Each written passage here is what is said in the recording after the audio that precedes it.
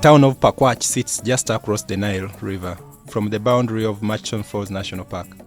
Its residents are some of the poorest in Uganda, making an average of less than $300 a year. The circumstances they face leads some to turn to snaring inside the park, largely because the materials are free and readily available. In here, if you look closely, is a set of wires, and these, if harvested or removed, can be twisted into anything.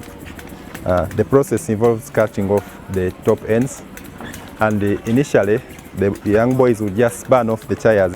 Now, wire snares are principally made out of this. It's a very crude way of catching anything. It's you twist one end into a loop, like I am doing right now, and then fasten this onto a pole with the hope that when something goes through, it's held tight. They are used principally for their strength not to let go and ability to last long. So what these lost boys are doing is, instead of burning off these and creating a heap of wires which could potentially be used for wire snares, they are transforming these into toys, into objects that could be used to better their livelihood, and also to just stop them from ever being used as dangerous tools to catch animals in the national park. To conserve wildlife in the park, you have to address the economic problem, the human livelihood issue.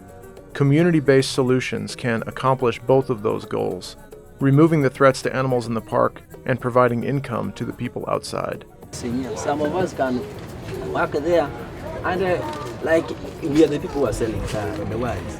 If you get some work from there, so and come to the community and we talk to those who are the poachers. You see, you know what? If you go there, there are some whatever. The rules which they have put. So you people, you better change. You can talk to them. So Fred, this is something we picked some 2 days ago from the park. So who is the wire expert here? He is, all right. Here you go. Just twist something out of that for us, right? Right.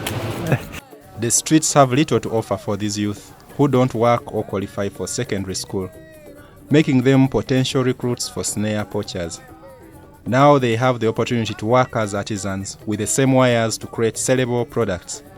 This is what turned out from the wire that we got on the road in the park.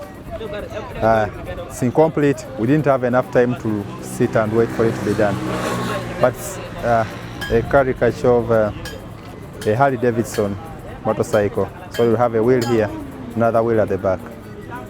The next step is to begin crafting the art into the representation of the animals that the snares are destroying. To sustain this cause over time, snares toys will move beyond the town of Pakwach. The art will be made available not only inside of Murchison National Park, but in stores and shops in Uganda and in Michigan that will help spread the message that community-based conservation can be the best way to solve the challenges facing both people and wildlife.